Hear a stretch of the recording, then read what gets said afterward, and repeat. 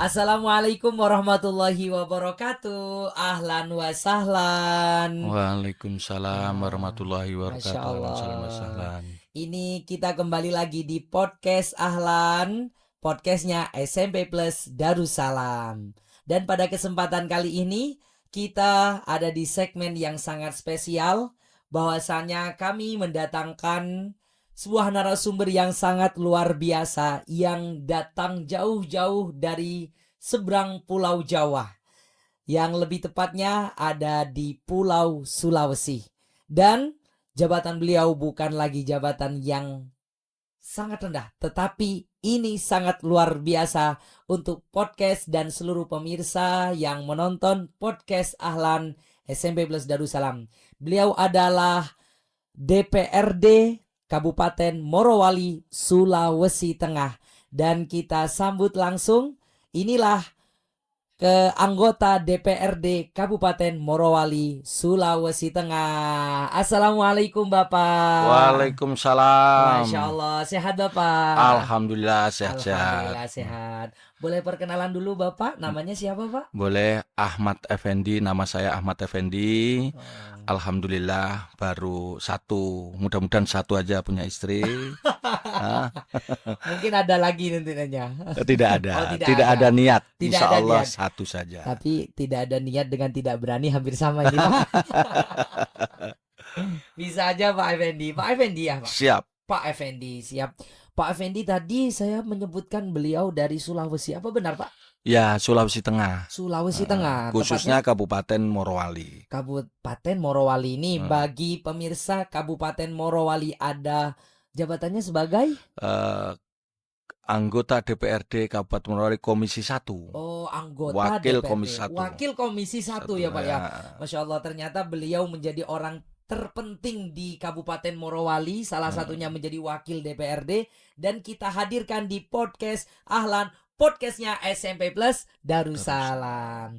Baik Bapak, di sini kami podcast dari SMP Plus Darussalam ingin sedikit belajar bersama Bapak terutamanya, dan ini kita live bersama podcast Ahlan SMP Plus Darussalam yang nantinya ingin sedikit lebih jauh mengenal Bapak, terkait salah satunya Bapak kenapa bisa bergabung di Bumi Darussalam, dan tentunya lebih khususnya memilih SMP Plus Darussalam. Baik Bapak, dari segmen pertama ini sangat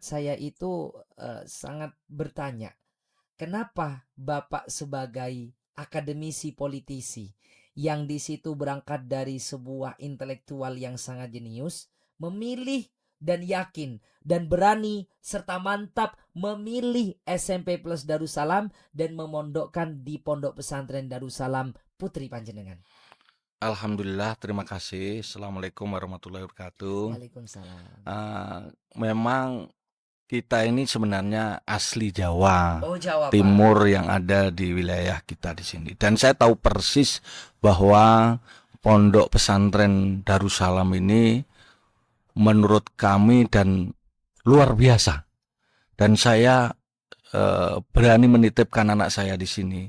Betul-betul dan sudah yakin ikhlas bahwa ini adalah petunjuk Allah, anak saya yang akan membawa saya yang lebih baik nantinya. Masya Allah. Karena prinsip anak kita, siapa lagi kalau bukan anak saya yang akan mendoakan saya. Dan saya titipkan di pondok pesantren inilah yang masa depannya insya Allah luar biasa. Karena saya alhamdulillah punya anak 4. Oh, anak 4. Alhamdulillah yang satu sudah lulusan ITB, alhamdulillah dengan sekolahnya luar biasa. Yang satu alhamdulillah bukan kita bercerita pamer ya. Iya. Anak saya yang jadi polisi. Satu polisi. Satu yang sudah usahawan yang kemarin sempat kerja di Jakarta. Salah satu wirausahawan. Terus kita sekarang anak saya masih yang satu di SMA. Terus yang satu harapan kami, karena saya lihat cita-citanya itu cita-cita kalau saya menganggap dunia. Tapi ini ada anak saya yang satu ini cita-citanya untuk akhirat. Untuk akhirat. Untuk menyelamatkan keluarga, satu mengerti tentang agama, terutama di pondok pesantren. Jadi 4 semuanya itu salah satunya hanya anak yang terakhir yang ada di pesantren. Iya, karena Masya Allah. satu-satunya anak ini mempunyai pola pikir yang berbeda. Dia ingin mengenal agama. Dengan agama, insya Allah semua akan baik-baik saja dan selamat dunia akhirat. Dia mempunyai keyakinan bahwa dengan agamalah dia akan dituntun ke jalan Allah yang lebih baik. Masya Allah. Baik Bapak, kalau dari Sulawesi menuju ke Darussalam yang notabene ada di Banyuwangi, di ujung di Pulau Jawa Timur ini, tentunya Bapak melewati dari Sulawesi sampai ke tempat ini, melewati beberapa dan banyak sekali pondok pesantren.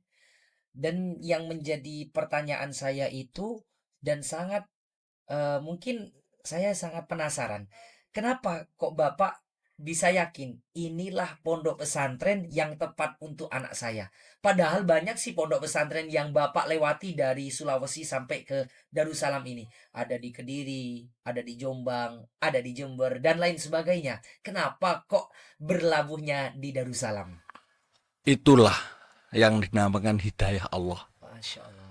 Dengan hidayah, kenapa Allah kasih tunjuk, tahu-tahu dengan bangun tidur kita langsung ingat Darussalam. Masya Allah. Anak saya yang tidak pernah mengenal Jawa, dia langsung mengenal menyebut nama pondok pesantren Blok Agung Darussalam. Disitulah hidayah dari Allah yang selama ini saya malah justru tidak sangka anak saya itu menyebut pondok Blok Agung. Padahal beliau ini belum tahu Jawa, belum pernah ke Jawa, Belum pernah ke lahir di Jawa. Sulawesi. Lahir di Gitulah. Sulawesi. Dengan adanya kita yang sudah kenal Blok Agung, inilah hidayah Allah. Maka dari itu saya tinggal merestui dan mendukung. Jadi sebagai seorang tua itu, bahwa kita sebagai orang tua harus mendukung apa yang dimintai oleh anaknya. Mm-mm. Jadi datang di Pondok Pesantren Darussalam ini memang tekad dari anaknya ya Pak ya. Iya, iya, iya, iya. Nah, mungkin bisa disampaikan juga kepada pemirsa ini, pastinya ada wali-wali santri yang mungkin anaknya punya tekad semangat di pondok, tapi mungkin di sisi orang tua itu dia tidak ingin anaknya di pondok. Mungkin itu gimana Pak?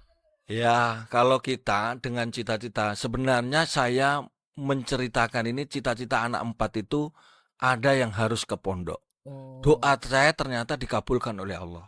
Masya Allah. Jadi pertama bahwa kita merantau ke Sulawesi itu ingin menyekolahkan anak.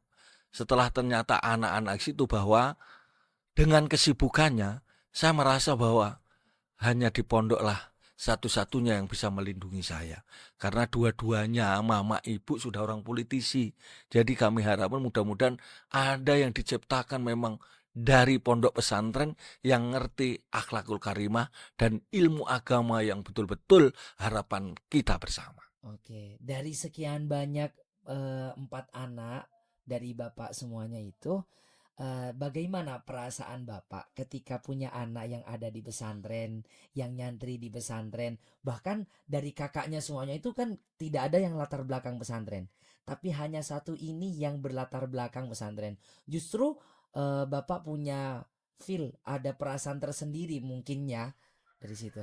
Luar biasa. Saya itu anak saya mendudukkan saya bahwa saya ingin mondok itu sama dengan kepala saya itu dipukul dengan palu, Pak. Oh, Jadi merasa bahwa inilah hidayah. Saya tidak membayangkan bahwa anak Sulawesi mau mondok dengan kehidupan yang sudah biasa-biasa, dengan keluarga yang sudah biasa, dia ingin pondok dengan kehidupannya. Insya Allah dengan tagline-nya dia yang sudah, udahlah Pak saya ke pondok diikhlaskan, bahwa nanti insya Allah kita bisa mendoakan orang tua. Yang penting Bapak tenangkan hatinya, ada Allah yang akan membimbing saya. Masya Allah. Itu luar biasa Sangat luar biasa ya. pemikiran. Tapi memang benar ketika ada satu ayat yang menceritakan bahwa ketika orang itu ingin dikehendaki baik oleh Allah, maka dia akan dipahamkan ilmu agama. Mungkin ini salah satu gerbang buat Bapak sebagai anak penyelamat nantinya. Entah nanti yang bisa mendoakan Bapak yang masih ada di dunia, entah sudah yang ada di akhirat nanti ya. Semoga menjadi penolong nantinya. Eh, Terus bekal atau nasihat bagi anak sebelum mondok itu apa, Pak? Jadi kan banyak anak, kalau anak bapak, putri bapak itu semuanya ingin yang terakhir ini ingin mondok dengan sendirinya. Tapi mungkin himbauan bapak bagi anak-anak yang belum di pondok supaya bisa ke pondok itu. Ya, saya hanya berpesan kepada anak-anak atau orang tua. Ya. Insya Allah dengan anak ke pondok ini, satu hidupnya akan lebih baik. Lebih baik. Ini merupakan jariah, harta yang tidak bisa diukur dengan apa-apa. Karena terus terang Allah sudah menitipkan anak kita. Yakin orang tua semua hanya ingin menyekolahkan anak jadi pegawai, jadi ini, jadi itu. Tapi saya punya keyakinan bahwa di pondok pesantren Darussalam ini, anak kita akan menjadi anak yang lebih berguna di daerahnya. Saya dan yakin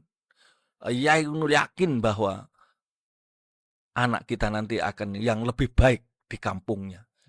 Insya Allah. Harapan dari bapak ketika anak sudah ada di pesantren pasti akan ingin mendapatkan feedback, bisa berjuang di tanah kelahirannya ya Pak ya.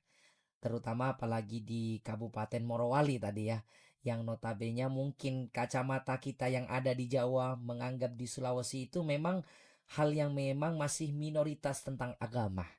Nah, harapan Bapak untuk anak panjenengan atau mungkin dari teman-teman atau ada santri-santri dari Morowali, harapannya untuk bisa kembali ke Morowali, bisa menyebarkan agama itu apa saja yang ingin panjenengan harapkan? Ya, harapan kami di pondok pesantren dengan yang di Morowali, daerah bupati, gubernurnya sudah mendukung sampai dengan Morowali mengaji, Sulawesi Tengah mengaji. Kami punya harapan bahwa banyaknya pondok pesantren yang ada di Morowali itu bisa diisi-isi adalah anak-anak pondok yang berasal dari Jawa, yang mempunyai notabene ilmu-ilmunya yang insya Allah luar biasa.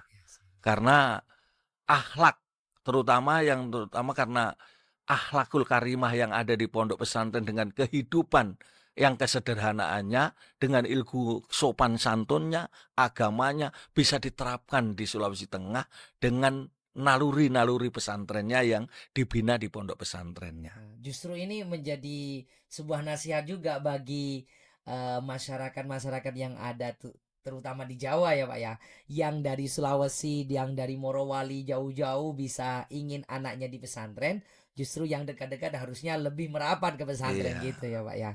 Tapi sedikit tadi kita berbincang-bincang, ada keinginan besar Bapak terkait dengan Morowali bisa bekerja sama di Pondok Pesantren Darussalam ini. Itu gimana sih Pak?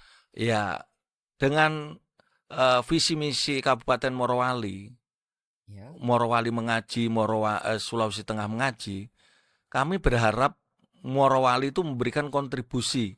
Di sana itu memang anak pondok aja dibiayai. Bagaimana orang yang mondok di Banyuwangi itu di Jawa itu bisa dibiayai juga oleh pemerintah daerah. Harus ada MOU. Bisa-bisa kalau MOU dan banyak yang mondok di sini, Morowali bisa membangunkan asrama yang ada di Pondok Pesantren Darussalam jadi ini. di Darussalam ada asrama Morowali, itu luar harapan biasa. kami. Wah ini bisa dicoba ini ya Pak. Itulah saya menyampaikan nanti kalau didengar warga Morowali, orang-orang khususnya di luar Jawa, jangan takut memondokkan anaknya di Pondok Darussalam. Karena di Pondok Darussalam ini sudah banyak orang yang jadi pembesar karena pondok. Ada yang jadi bupati, ada yang jadi gubernur, ada yang orang-orang ilmu agamanya tinggi juga wakil presiden. Gus Dur juga pernah jadi santri, presiden, orang santri, ternyata jadi orang hebat-hebat di Jawa. Maka dari itu saya bilang, ndak usah ragu mondoknya anaknya. Sedangkan di pondok itu juga bisa jadi dokter, bisa jadi pegawai negeri, bisa jadi KUH.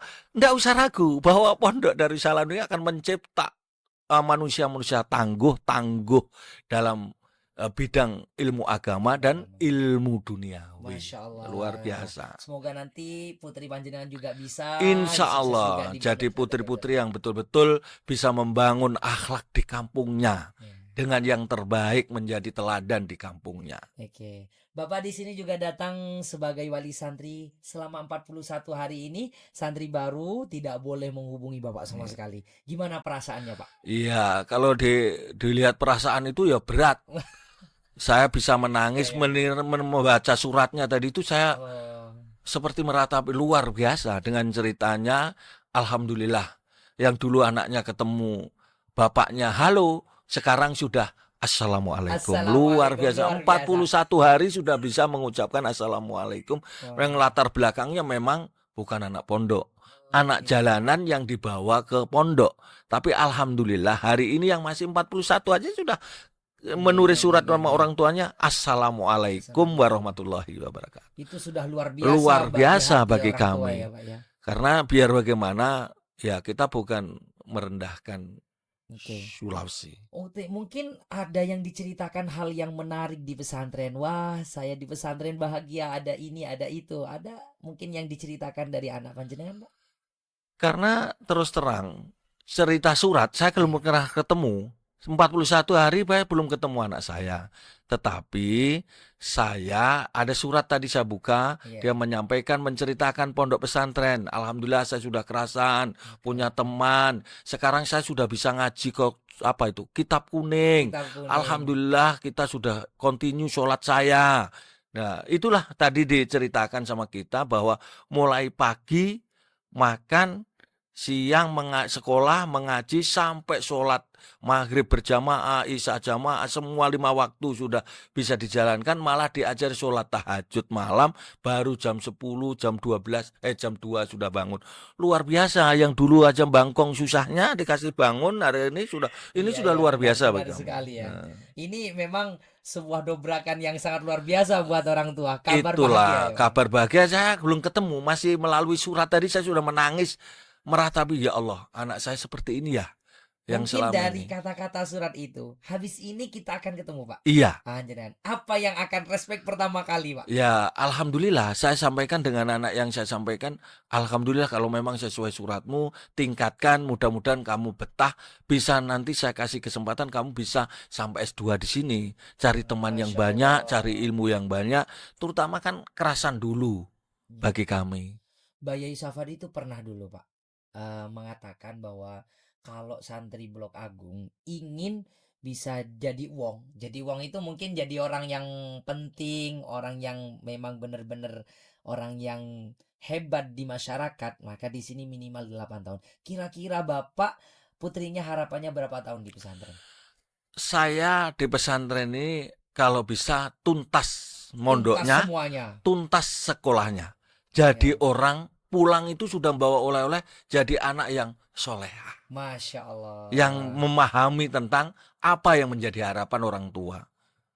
Itu harapan kami sebagai orang tua. Oke. Baik, harapan dari Bapak, terutama ini ya, mungkin harapan juga mewakili semua wali santri, semua orang tua yang memondokkan anaknya, itu masa depan. Jadi harapan untuk masa depan ke depannya ini, anak ini inginnya seperti apa, Bapak?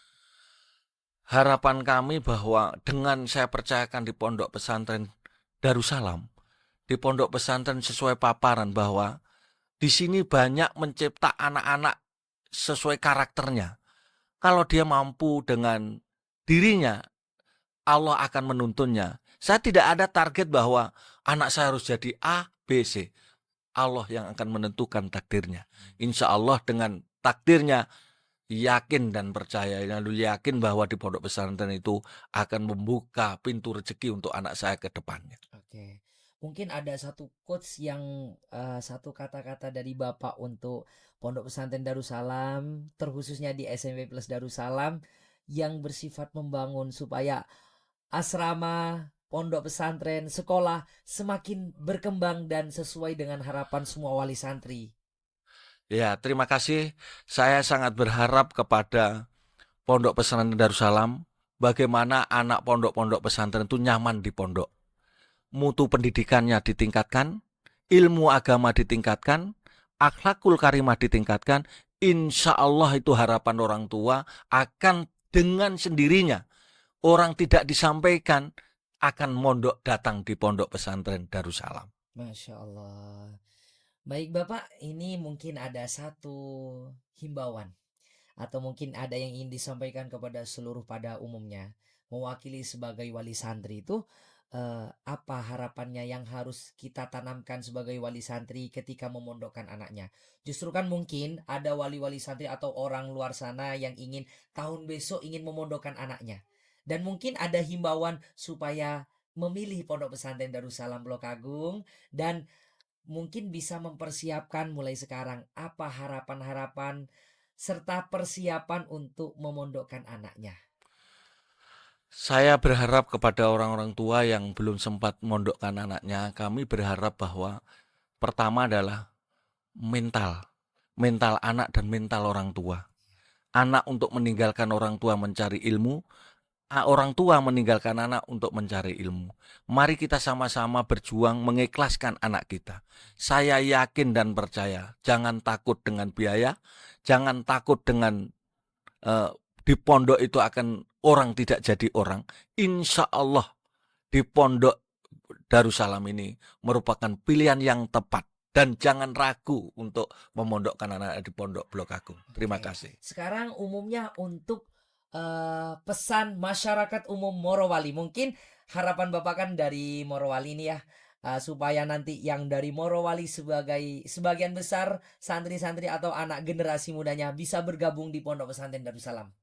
Ya, terima kasih. Saya berharap kepada khususnya warga Morowali, ndak usah ragu ke Pondok Blok Agung. Karena di Pondok Blok Agung itu kultur filosofinya sama dengan di Morowali. Karena di Morowali itu hampir mayoritas Banyuwangi. Oh Dan di gitu. sini guru-gurunya Banyuwangi. Bahasanya orang Jawa, asli karakter Banyuwangi. Maka dari itu makanannya juga makanan asli sama Oke. dengan sana. Tradisinya sama. Jadi ndak usah ragu bahwa di Pondok Blok Agung itu orang Banyuwangi, diajar orang Banyuwangi, bahasanya orang Banyuwangi, tidak mengurangi daripada kultur budaya kita yang ada di kabupaten khususnya Morowali Trans. Oke, ini yang mungkin finally dari segmen pada kali ini. Mungkin ada pesan, Pak. Mungkin podcast ini akan juga dibaca oleh para generasi muda atau bisa dilihat oleh generasi muda atau bahkan calon santri, bahkan santri pun juga. Apa pesan atau mungkin perasaan orang tua, harapan orang tua kepada seorang santri? Jadi Bapak diminta untuk memberikan pesan. Sebenarnya santri ini yang diharapkan oleh orang tua itu seperti ini. Gimana itu, Pak? Harapan kami selalu mengatakan bahwa orang di pondok pesantren itu kan katanya kurang bergaul. Ini saya tegaskan bahwa di pondok pesantren Blok Agung ini adalah pondok pesantren yang gaul. Ya, gaul Karena ya. permasalahannya bukan culun, tapi paling tidak di pondok pesantren ternyata gurunya juga gaul, ajarannya juga semua yang ada di umum tidak kalah, justru malah lebih istimewa. Kalau di umum kita dapat pembelajaran umum, tapi kalau di pondok pesantren kan ada umum, ada agama. Yang jelas tadi saya melihat bahwa semua bahasa ada di sini, jadi kita tidak perlu ragu-ragu masukkan. Itu aja intinya yang perlu saya sampaikan kepada teman-teman semua yang mau mondok, jangan ragu bahwa kamu tidak punya teman. Di pondok ini banyak teman. Banyak temannya. Jadi tidak usah ragu. Jadi saya lihat bahwa di pondok pesantren itu banyak orang yang jadi pegawai negeri, jadi DPR, jadi bupati, jadi dokter. Jadi kalau yang ada cita-cita jadi dokter bisa masuk di pondok ini, bisa masuk ke sini kalau mau jadi polisi, tentara. Di sini juga ada pintu masuknya bahwa kalau kita pintar mengaji tanpa tes masuk tentara, Masya masuk Allah, polisi. Jadi keren tidak usah sekali ya. ragu. Jadi Iya, iya. pondok ini adalah mencetak betul-betul manusia yang siap dipakai di masyarakat. Oke, closing statement bagi Bapak. Satu kata untuk Pondok Pesantren Darussalam, Pak. Pondok pesantren Darussalam adalah yes the best. Yes, the best. Nah, Untuk SMP Plus Darussalam? yes the best. Yes, the best. Nah, Pondok Pesantren Darussalam dan SMP Plus Darussalam? yes the best. Oke, dari Wakil Ketua DPRD Kabupaten Morowali, Sulawesi Tengah. Oke, terima kasih para pemirsa podcast Ahlan SMP Plus Darussalam bahwa kali ini kita akan pamit undur diri dan semoga kita bisa sehat selalu dan sampai jumpa di segmen dan episode selanjutnya di podcast Ahlan podcastnya SMP Plus Darussalam. Salam. Assalamualaikum warahmatullahi wabarakatuh. wabarakatuh.